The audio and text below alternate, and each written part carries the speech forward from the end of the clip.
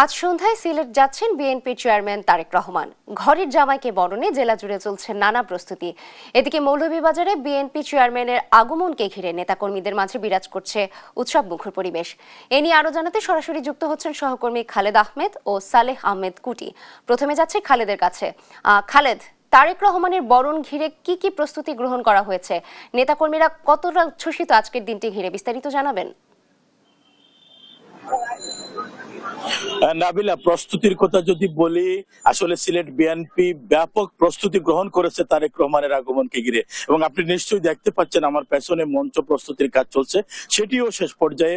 এবং একই সাথে আপনাকে জানিয়ে রাখি, সিলেট বিএনপি এবং অঙ্গ সহযোগী সংগঠন গত কয়েকদিন থেকেই ব্যাপক প্রস্তুতি তারা নিচ্ছেন।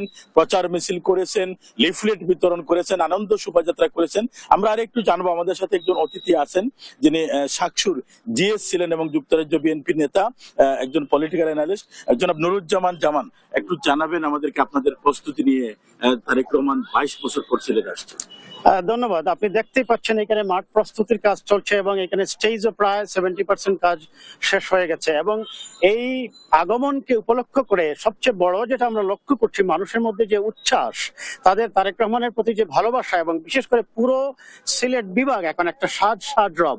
এবং মানুষের মধ্যে যে অতিরিক্ত এক্সাইটমেন্ট হওয়ার মূল কারণটা হচ্ছে তার শ্বশুরবাড়ি সিলেটে, এক। দ্বিতীয়ত হচ্ছে নির্বাচনটা 12 ফেব্রুয়ারি। সে নির্বাচনকে সামনে রেখে এদেশের মানুষের যেমন চাওয়া, বাংলাদেশের জাতীয়তাবাদ এবং ইসলামী মূল্যবোধের নিউক্লিয়াস বিএনপিকে বিজয়ী করা, ঠিক তেমনি এই সিলেটের 1 কোটি মানুষ এবং সিলেটের 19টি আসনেও বিএনপির এই ল্যান্ডস্লাইড ভিক্টরি জনাব তারেক রহমান সাহেবের এই সফরের মাধ্যমে আরো যে অ্যাক্সিলারেট হবে, আরো ত্বরায়িত হবে, সেটা বলার অপেক্ষা রাখে না। কাজেই আমরা সিলেটবাসীকে আমি আহ্বান জানাচ্ছি, আপনারা আজকে রাত্রে এসে মাঠকে কানায় কানায় পূর্ণ করুন এবং আগামী কালকে সিলেটকে পুরো একটি জনসভার নগরীতে পরিণত করুন। জামান সাহেব, শুনছিলেন আসলে তিনি যেমনটি বলছেন যে সিলেটের সাথে তারেক রহমানের যে বিশেষ সম্পর্ক, সে কারণেই মূলত সিলেটের এই সমাবেশটি হবে অন্যান্য জায়গার চেয়ে একটু আলাদা। তো সিলেটে তারেক রহমানের সফর ঘিরে এই ছিল আমার কাছে সর্বশেষ। এবার আমরা চলে যাব মৌলভীবাজারে, সেখানে রয়েছেন সহকর্মী সালেহ এলাহি কুটি। জানাবেন মৌলভীবাজার বাসীর প্রস্তুতি নিয়ে। ধন্যবাদ খালেদ।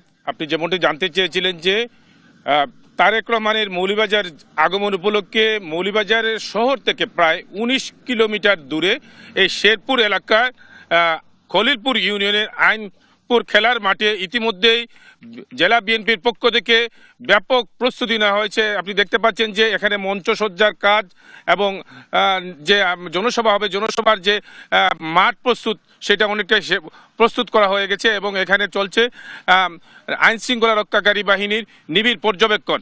আমি কথা বলেছিলাম জেলা বিএনপি নেতৃবৃন্দের সাথে, তারা আমাকে জানিয়েছেন যে এখানে তারা এই জনসভার মাধ্যমে তারেক জিয়ার আগমনের জনসভায় যেটি অনুষ্ঠিত হবে, এই জনসভায় জেলার যে 4টি আসনের যে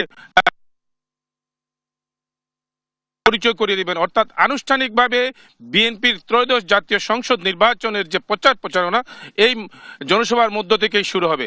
এই একটি বিষয় যেটি হচ্ছে যে এই জনসভার মধ্য দিয়ে যে বিএনপির যে অঙ্গ সংগঠন এবং বিএনপির নেতাকর্মীরা, আমি কথা বলেছিলাম এলাকাবাসীর সাথে, তারা অনেকেই বলছেন যে তারা কাছ থেকে তারেক জিয়াকে দেখতে পারবেন এবং তাকে দেখার জন্য তারা উৎসুক হয়ে আছেন। এবং জেলা বিএনপি নেতৃবৃন্দ সহ অঙ্গ সংগঠনের নেতৃবৃন্দ বলছেন তারা ঢাকায় গিয়েছিলেন, তারেক রহমানের প্রত্যাবর্তনের সময় তারা কাছ থেকে দেখতে পারেন নাই, কিন্তু এই মৌলভীবাজারে আসায় তারা দেখতে পাবেন। অর্থাৎ মৌলভীবাজারের এই তারেক রহমানের আগমন উপলক্ষে শ্বাস রব চলছে। এবং